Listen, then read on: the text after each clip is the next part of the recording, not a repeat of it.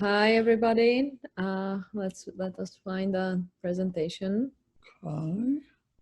You share. Okay, everybody can see this? We can see it. It looks good. Great. So, hi, my name is Anna. I'm from Prague, Czech Republic, originally, Yeah, I'm Jordan and I'm from Brooklyn. and we have been together. It's like And we've been married for 15 years and we met in Czech, and together we've been working, basically we focus on community and people for brands, organizations to, really hopefully inspire positive feelings and positive actions. I guess. Yes. Even though we are both very cynical, which is very interesting. So we love New York City. We love the people. We love the community. That's something so unique and special. And about 4 years ago, I was diagnosed with breast cancer. Well, it was horrible. It was devastating. We had 2.5-year-old son at the time, but we also decided to document our journey and turn the camera with like very intimate way on ourselves and document the whole time, which was very, very difficult, but it also helped us creatively and helped us go through it. Yeah, and I think for us, this project, it was really challenging for obvious reasons, but inspired the project why we wanted to show it, because it was us at our lowest and us at our most vulnerable. And there were so many people along the way that helped us, that helped lift us up when we kind of felt like rock bottom and just despair, really, to be honest. And, we wanted to share that because, when COVID hit, it was a bit of a moment of PTSD for us, just because we kind of had recently turned the corner. We felt emotionally where we were just starting to feel a little bit like maybe our normal was getting back to us, where we weren't looking over our shoulders all the time, worrying about, will there be a recurrence, all that fun stuff. And then suddenly we felt like, oh, here we go again. We don't know what will happen. And everything is upside down and inside out. And so, we were, because of Ani's cancer and I have some health stuff, we were very scared, like most people. And we were really trying not to do anything in terms of going outside, just for health reasons. And this person right here, she's our friend. Her name's Devin, and she's a recently widowed mother of 2, single mother. And she and I were just talking, and she was panicking because of COVID. What if she got sick? What would happen to her kids? Who would take them? Because she had no other friends or family that could. And about a week later, I saw her on Facebook and Instagram with a bunch of people like this. And basically, she got involved with a all Mexican local group of grassroots volunteers. Helping mostly undocumented workers. And we just felt we need to do something. We need to, if she's able to do it, and we have to be able to do it. And so we decided to come out and start documenting whatever they needed, basically. Yeah, and my background before photography, I worked in marketing and fundraising for nonprofits. So I knew that sometimes the difference between getting, a featured story is a few good photos, basically. And so because this group was so close by and I trusted Devin, we wanted to help in some way because it was just so desperate. The situation looked really bad. And so we were hoping that by going there, maybe we could give them a few photos that would help them get some press coverage, which it did. And that would help them with their fundraising, which it did. In the end, I think they've raised over $80,000 since March, which I think is pretty impressive for a really small grassroots group of people in Bay Ridge. And, that was really, when we went out there, I think I don't know what we expected or what we thought would happen. We weren't thinking about a project per se, but once we were doing it, we realized we had to do it. We had to do a project. This was the way that we could help others the way that we felt we've been helped along the way. And so we just started from there. We just decided, this is a portrait project. We didn't want to focus on the food lines of people waiting for food because it it just wasn't comfortable for anybody. I mean, no one wants to be there to begin with, and taking pictures for us just didn't feel right of that. So we really wanted to focus on the volunteers, because we felt like, as everyone was focusing so much on doctors and emergency workers, rightfully, that this was a group of heroic people doing really selfless work that were not really being focused on as much, if at all. For me, it was also very interesting because I come from Europe. We have volunteers, but nothing as extensive as American style volunteering. So we started to kind of research that, and I just found it very interesting historically how much people here volunteer. And I also almost feel like it's they're supplementing what the government doesn't do for people. So there is another layer of this project that I feel is very important to stress, that there is like what we have in Europe, you don't have in America. So people do it to themselves. They're helping each other. And we found it very interesting to see the different groups of people. Yeah, you know, Quick question, guys. How do you feel using your photography for advocacy, right? There's that line there that all of a sudden you're in another space, which is wonderful. Was that hard for you guys, or it came in sort of organically?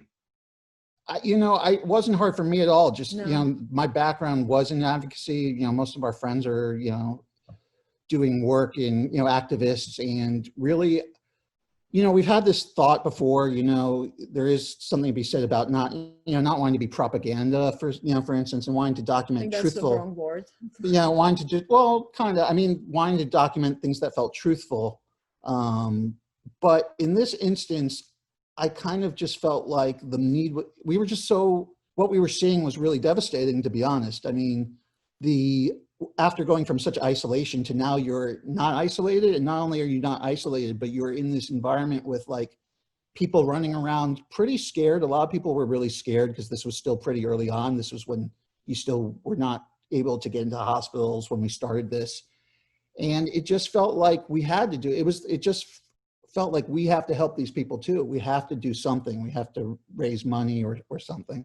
So it was a very organic, Yeah, completely organic. process. That's great. It just went through. Also, it was very interesting to see, like, we are all hiding in the houses, right? Like so we felt so blessed. And then you go to Coney Island and you see people who are waiting 4 hours on a line for a box of food that's like $30 worth. And so, this was another group that we visited soon after. And what I think we realized for the project was, not only did we want to document people, like portraits, but we wanted to document a diverse range of people. So different neighborhoods, different ethnicities and religious beliefs. And we really wanted to show what we felt and still feel is what makes America, or at least New York, so great, which is its like diversity and its ability to, for people to live with each other and learn from each other and help each other. And especially during this time, we felt that we were seeing a lot of negative things in the news about, that made us feel more divided. And so when we were out there, it was really actually kind of startling how different it felt to actually see people working.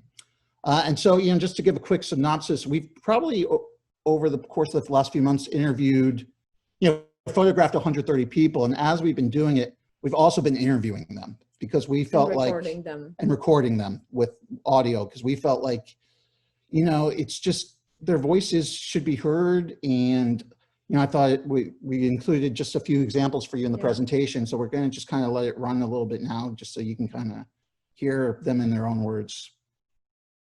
Just one of those things, when you look at a lot of people that service community, whether it's Mother Teresa, who would put her hands on the lepers without gloves, without anything. It's just, you got a lot of these people during history that put people before themselves. Just one of those.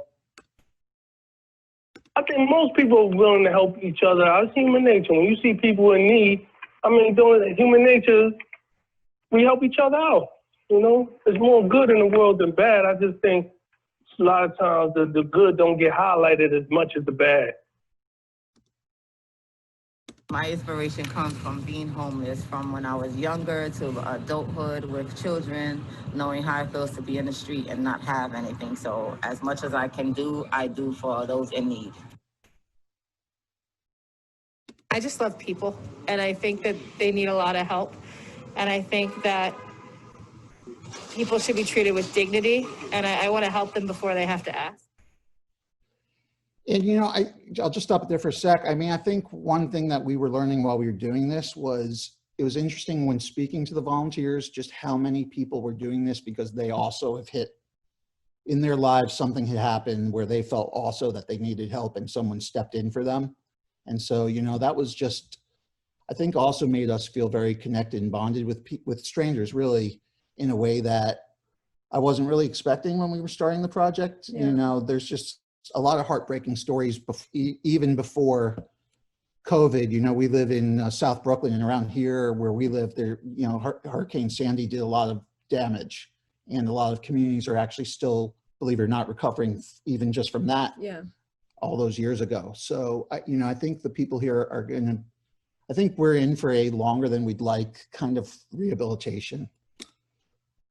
And so this group, we moved around to Sunset Park, and I just want to point out this person also. So her name's Whitney, and she organized something called South Brooklyn Mutual Aid by herself, and she's raised over $160,000 since March to distribute food, and she has a whole network of basically volunteers packaging, and then volunteers coming with their cars to drive the food around. And it's really remarkable, and she's a younger person, and she's planning to run for office. And just another example of, I think, Yeah. a hopeful future we have when we see people like this who really just jumped in and did absolutely incredible things. Yeah. You know, guys, like, so you do a project like this, you're running into heroes on Yeah. all levels, right? I mean, the people who raise the big money, but you know, the people who are doing 15 hours of loading boxes, right? Exactly. I mean, that's a pretty intense, you know, day in the life for yourselves, right? Like, who knew all these angels were right under your noses, right? Yeah. It was incredible. Like, you meet people, I don't know, just drivers. I met literally like undocumented drivers who said, I need to help other people because right now I have money, I have food, and I'm going to help other people. So I'm going to drive food to their houses because they cannot get out. So yes, and also what we saw was incredible amount of women. And I really wanted to point that out, that almost all the groups were actually run and founded by women of different faith and ethnicities. And I really like that. We really focused on that too, because it's something very important. Women are always on the margins, even though they're doing a lot of work. And I just like that it's kind of breaking the stereotypes. Yeah, and you know, as I'm looking at the photos, I'm remembering, you know, we were doing this as a portrait, but we were also taking editorial, you know, basically editorial style photos as we went, which we haven't really shared any or much of, but we were giving it to all the organizations so that they could use it, because a lot of the organizations, as much as they love participating in this, what they told us they really needed was photos of like them lifting the heavy boxes and like, you know, the unstaged work. So we did that as well. We just haven't really, that's not something we've been publicly showing. Yeah. But, you know, so you see the people behind her, for instance, we were there for a few hours just documenting, like, you know, all the difficult things they were doing. Yeah. I think it comes down to a very basic, like, want to support and stand in solidarity with my neighbors. I think with mutual aid, we've been really wanting to reinforce that this isn't charity, it's solidarity. And so when my neighbors are in need, I want to be a good neighbor.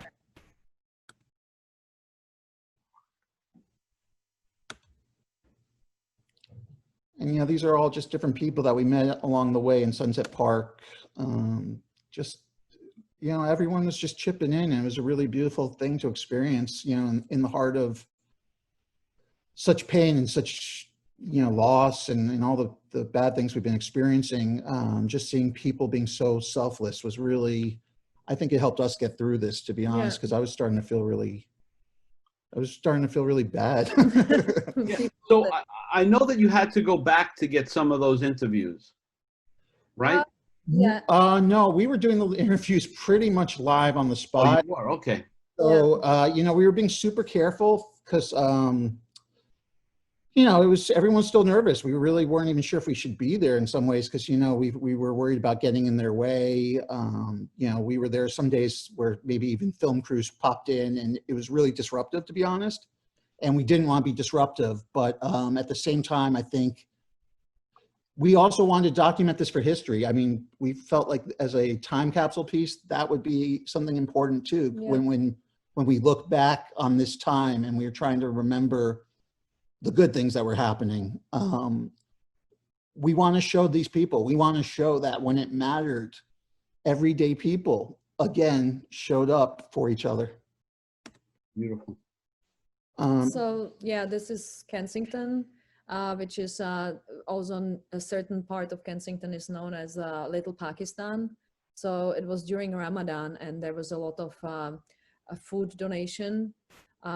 Again, they were donating food to a lot of people who were undocumented. And they were even telling me that some people were so scared of ICE that they were sending their little kids in the line for food for the whole family. So yeah, it's been very intense because ICE has been using food lines for picking up undocumented immigrants too. Wow. And so he lost his mother to COVID. And we're going to play the audio just of him talking a little bit. But, after this, this means a lot to us, this particular image, for a few reasons. April 7th, I lost my mom to COVID-19. And, I was grieving, but I also realized there was a lot of people that are grieving like me. And I decided to turn my grieving into giving back. And there's a sign on each cart, on all food trucks next to Board President that says, "In loving memory of Mahmouda Shaheen," that's my mom's name, and everyone, those who have been lost to the COVID-19. So this is dedicated to them. So my driving force behind this project is to, make sure that the people like me who are out there are not going through what I was going through, and I'm out there helping with my team, making sure I'm turning my grievance into a positive energy, positive vibe, sending a lot of love and light to everyone in the different communities. So yeah, this one kind of really gets to me personally for a lot of reasons. I mean, just the personal loss that he's experienced, and that he mobilized himself so quickly to do something positive. That was really inspiring to us. I think also though, it upset me because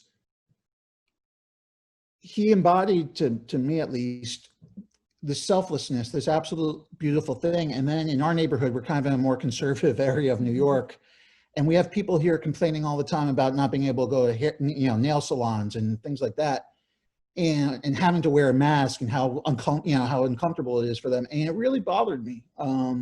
It was making me angry, to be honest, because we were encountering people like this.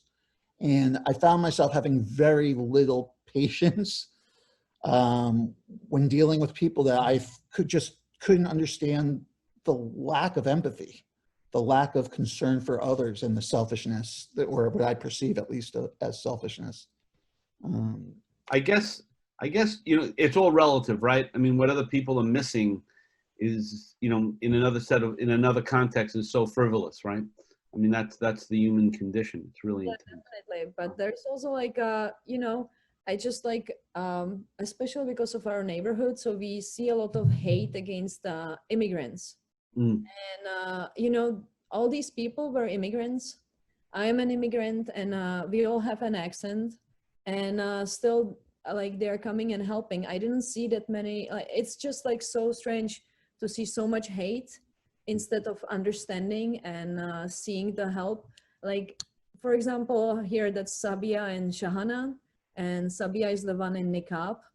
And, when you see a woman in niqab, everybody has their own ideas, right? And in the meantime, Sabia has been picking up food and driving it in this cart around her neighborhood to families that were in need. and she's also a feminist. So I just love that all these things break the ideas that you already have about people. And I think that's very important to stress it. And we as photographers have this power, so we have to use it in the right way. And do you both shoot? Yeah, I mean, that was what made this really different for us, was we usually work together. So one of us maybe has a camera, you know, Ani's usually kind of doing more of the art direction. I'm maybe a little bit more doing the technical stuff, but like we usually work together. And for this, we have a 6-year-old son. And so one of us had to be with him at all times. And we certainly didn't feel comfortable at this point, at least, bringing him to a lot of these activities. So one of us would stay home, the other would go shoot. Yeah. Okay. And it was a pretty even split, actually. Yeah, it was.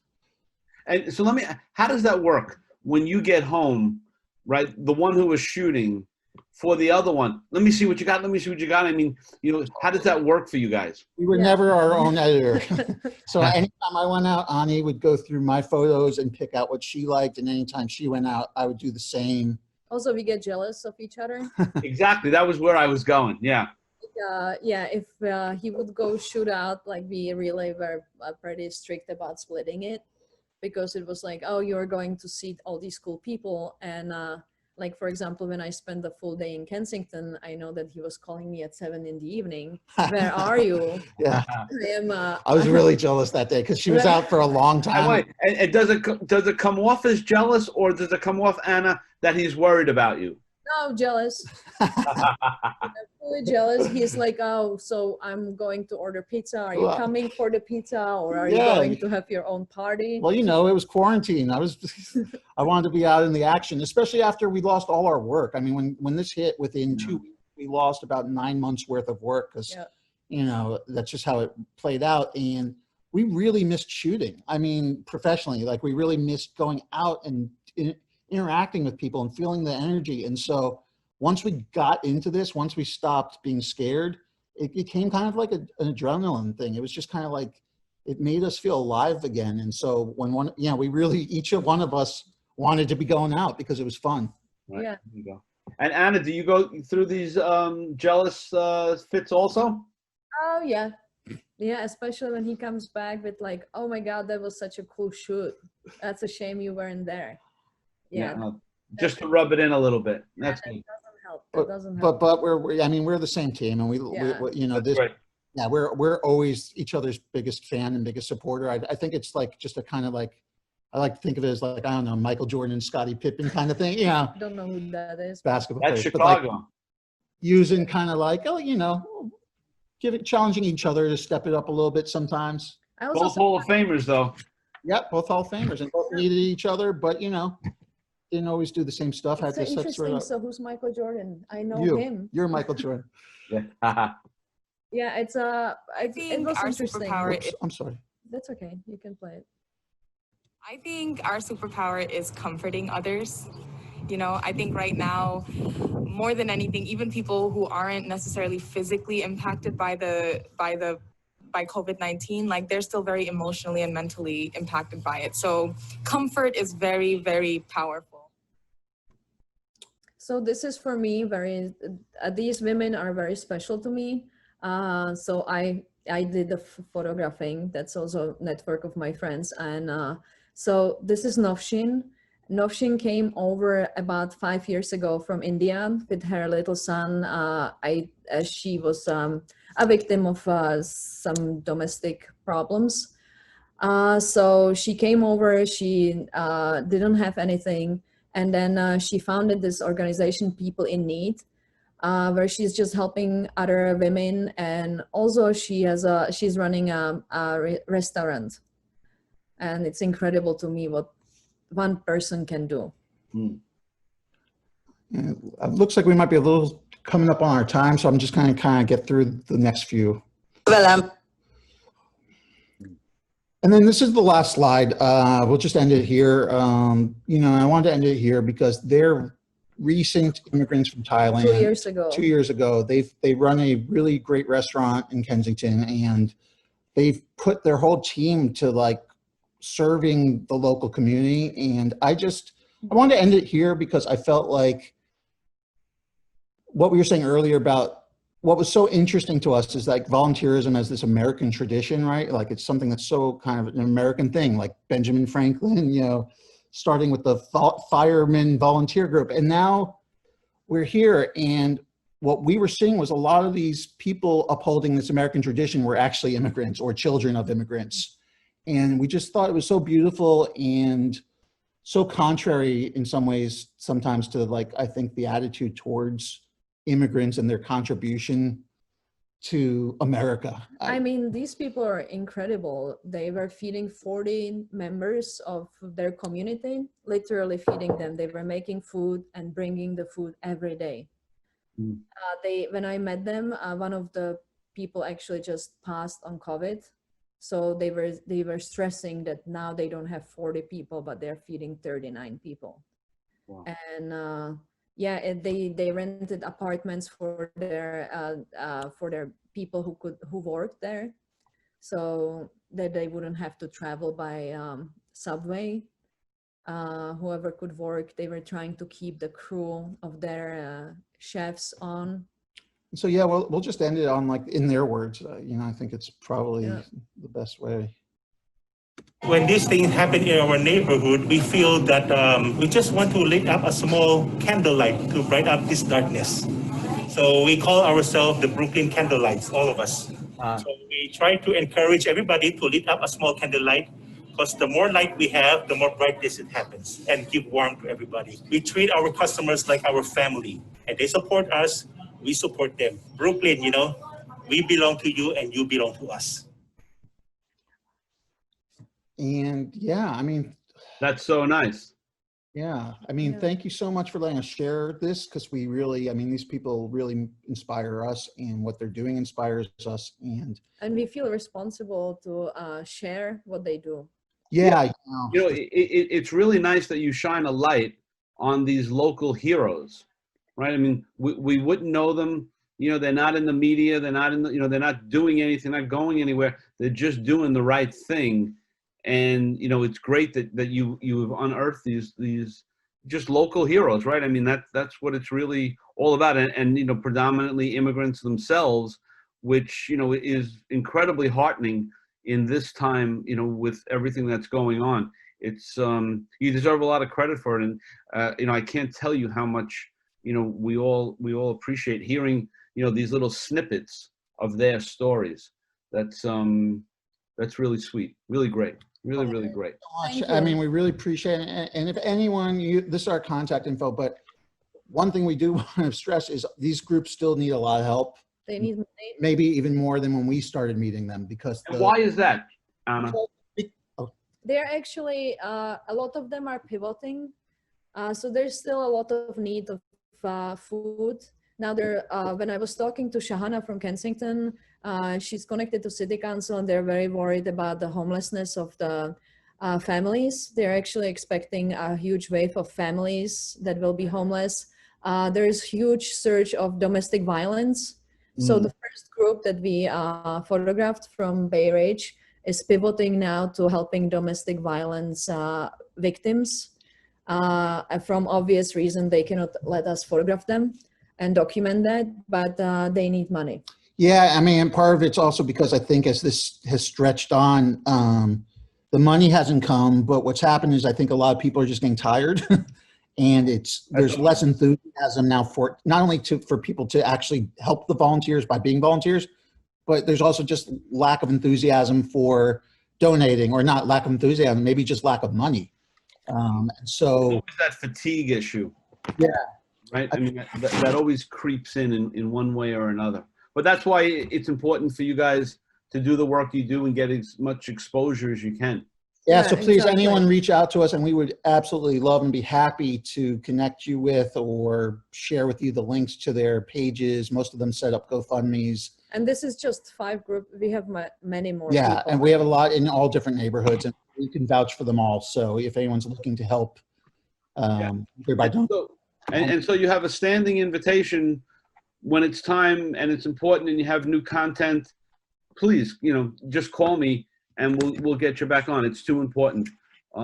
This issue, it makes, I have to say, it makes us all feel good, you know, having you out there, you know, getting us, you know, information so we can realize what we can do to do better ourselves, right? We could all do more, a little bit more, as much as we can anyway. And this is still being recorded as well, so we'll be putting this up on the website. Feel free to share that. You know, just another way for you guys to help get the story out. Exactly. Yeah, And spread the certainly word. Pass that along to your contacts. They can see your Yeah. entire presentation on projections.live.